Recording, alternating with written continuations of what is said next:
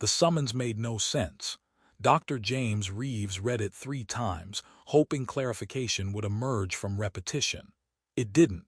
Immediate travel to Imperial Capital required. Audience with Queen Seriveth Vailthan.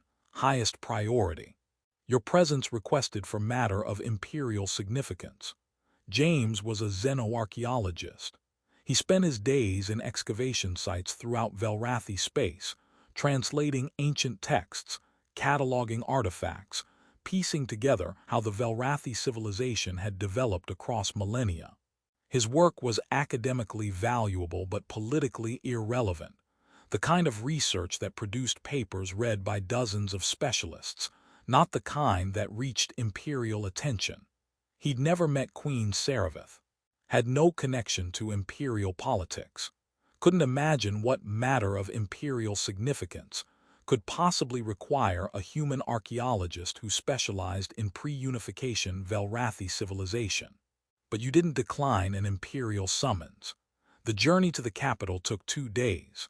Upon arrival, he was met by imperial protocol officers who explained with minimal detail that he would be presented at a formal court session. "You'll be announced by name," the protocol officer said. "Approach the throne when called, show appropriate deference, wait for the queen to acknowledge you." "Can you tell me why I'm being presented?" James asked. "That will become clear during the session, Dr. Reeves." He was given formal clothing appropriate for court appearance. Not ceremonial exactly, but designed to indicate respect for the setting. Then he was positioned in an antechamber with dozens of others awaiting presentation. The others made sense. Military commanders whose names James recognized from news reports about recent border conflicts. Nobles representing houses that had shaped imperial policy for centuries. A diplomatic delegation from one of the allied species. People whose presence in a formal court session was logical. James's presence was not logical. When his turn came, he was escorted to the entrance of the Great Hall, and the space itself was designed to overwhelm. Vaulted ceilings that soared into shadow, columns that had stood for 800 years. Architecture that made visiting humans feel the weight of an empire that measured its continuous existence in ways that made human civilizations look ephemeral. The hall was filled with hundreds of people. The Velrathi court in full assembly, military command staff, representatives from major houses, the apparatus of imperial governance made visible and formal. At the far end, elevated on a throne that had occupied that exact position for 8 centuries, sat Queen Seriveth Vailthan. James had seen her image in news reports and historical documentation. Seeing her in person was different. The presence of someone who commanded billions, whose decisions reshaped systems, whose attention was itself a form of power. The herald's voice carried across the hall with the acoustics the architecture had been designed to create. Dr. James Reeves, xenoarchaeologist, presented by Imperial summons. James began to walk forward as instructed, acutely aware of hundreds of eyes tracking his movement, aware that he was an anomaly in this setting, and that everyone present was wondering the same thing he was. Why is a human archaeologist being presented alongside military heroes and political powers? Then something happened that shattered the formality of the moment. Queen Seriveth stood, not the measured rise that protocol would dictate. A sudden movement, her throne scraping against ancient stone as she rose with urgency that read as shock.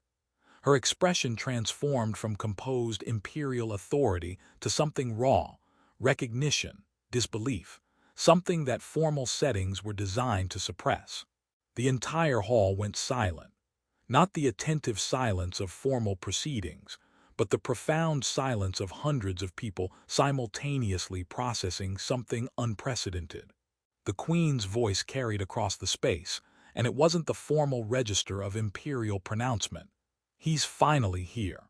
James stopped moving because he didn't understand what was happening, and continuing forward felt wrong when the Queen was clearly reacting to his presence in ways that protocol didn't account for.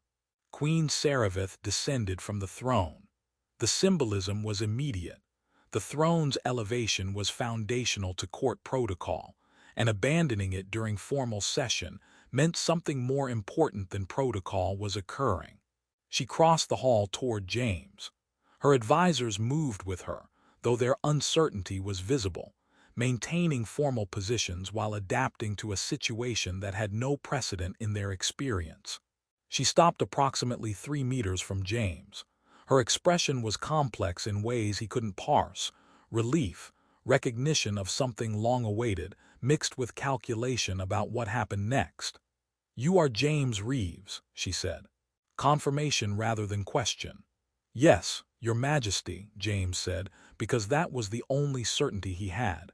"Born on Earth, studied at the Institute of Xenoarchaeological Research, specializing in pre-unification, Velrathi civilization." She was reciting his biography as though each fact mattered profoundly. "Yes, Your Majesty. And you have been working for the past 3 years on excavation sites in the outer territories, specifically translating texts from the Dynasty of Separation." "Yes, Your Majesty. That's been my primary research focus." She looked at him with an intensity that felt like searching for something specific in his face or his bearing. "You don't know why you're here." "No, Your Majesty. I was summoned without explanation." She turned to address the hall, not James specifically now, but the assembled court that had been watching this exchange with visible confusion. "This human," she said, her voice carrying the formal weight of imperial pronouncement, "has located something this empire has been searching for across 3 centuries. His research has discovered knowledge we believed was permanently lost. He doesn't yet understand what he's found. To him, it was historical documentation. But I recognized his name the moment I heard it, because I have been waiting for years for someone to find what he has found." She turned back to James. "You translated genealogical records from the Dynasty of Separation, House Kel'varen. You documented their bloodline across the Unification Wars and into subsequent centuries." "Yes, Your Majesty," James said. "It was part of a comprehensive study of how family structures persisted through political fragmentation. House Kel'varen was one of several lineages I was documenting." "House Kel'varen," Seriveth said, "was believed extinct. The official histories record that the house ended during the Purges of Unity, when political persecution eliminated several houses that had opposed unification. Your research proved that history was incomplete. You found documentation showing the bloodline survived. I found texts indicating a branch of the family left Velrathi space during that period," James confirmed. "I was documenting it as historical data, understanding what happened to houses that lost political power during consolidation." "That branch," Seriveth said, continued. "Your research traced it forward through centuries and across territories. You identified where the lineage went, how it persisted, what became of descendants who were believed lost." She paused, and what she said next carried weight that James could feel even without fully understanding its significance. "House Kel'varen was my mother's house. She died when I was 7 years old, and with her death, I lost all connection to that part of my heritage because I believed her house had been extinct for centuries. Your research proved otherwise. You found my mother's family."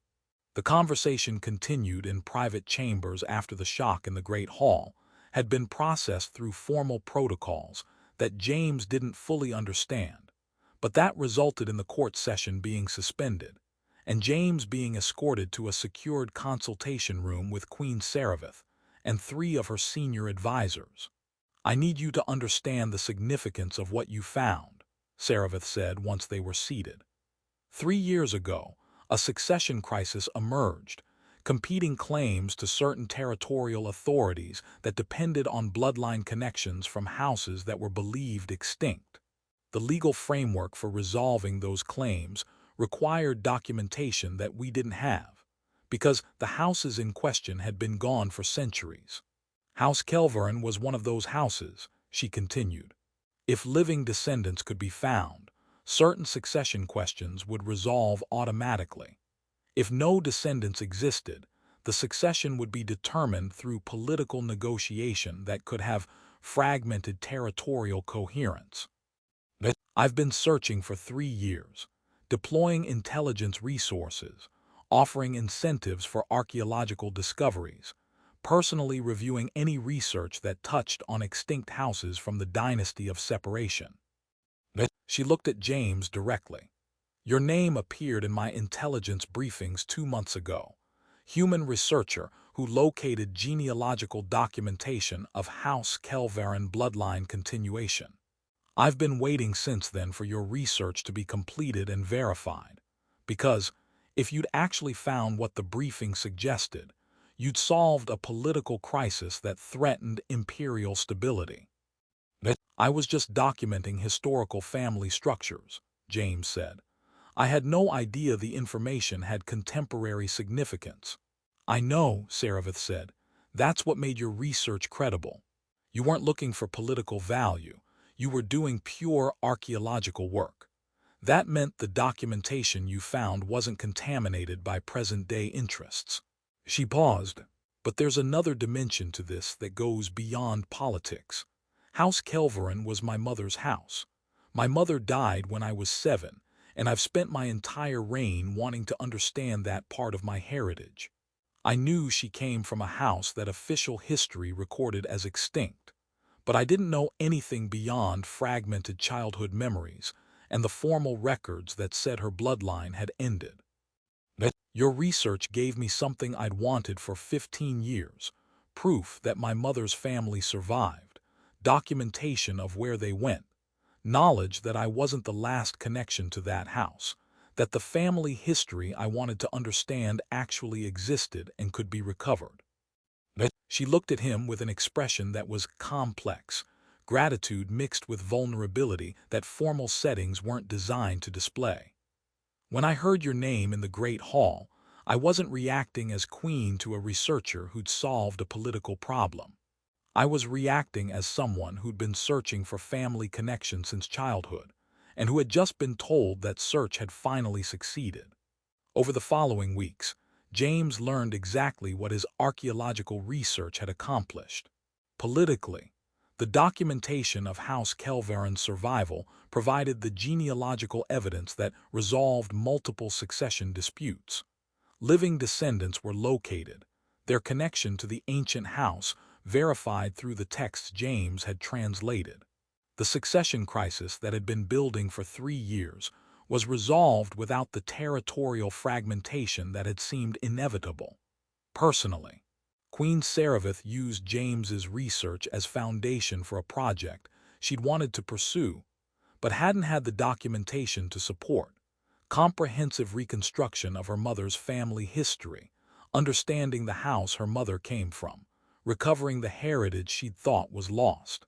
She asked James to lead that project, not as formal imperial appointment, but as request from someone who valued what his research had made possible.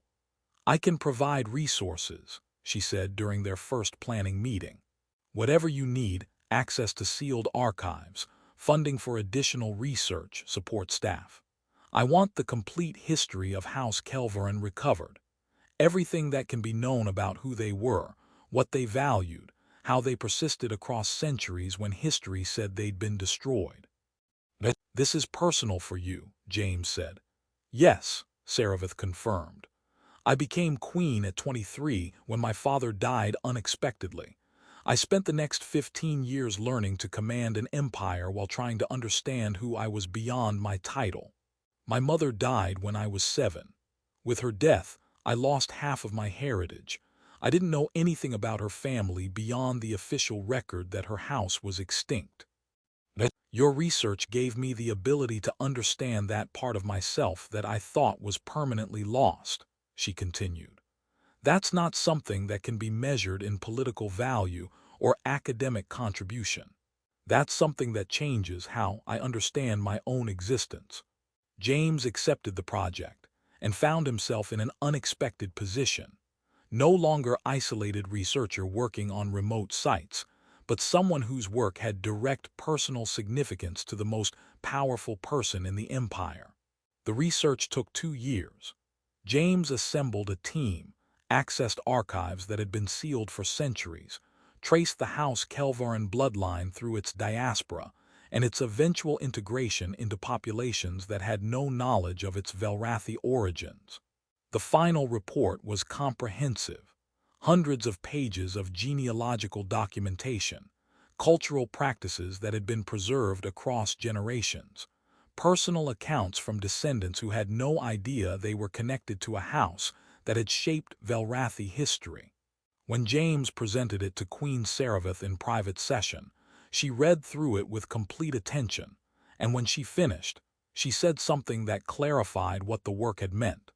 "This is the first time I've been able to understand my mother's family as more than abstract historical fact. These people, their names, their choices, how they survived when everything was arranged to destroy them, that's who my mother came from. That's part of who I am." She looked at James with an expression that was more personal than any formal setting would permit. "You gave me back something I thought was lost forever, not just political documentation or succession evidence. Understanding, connection, the knowledge that the family I thought ended actually persisted, and that their survival mattered enough that it could still be recovered centuries later. Thank you," she said, "for doing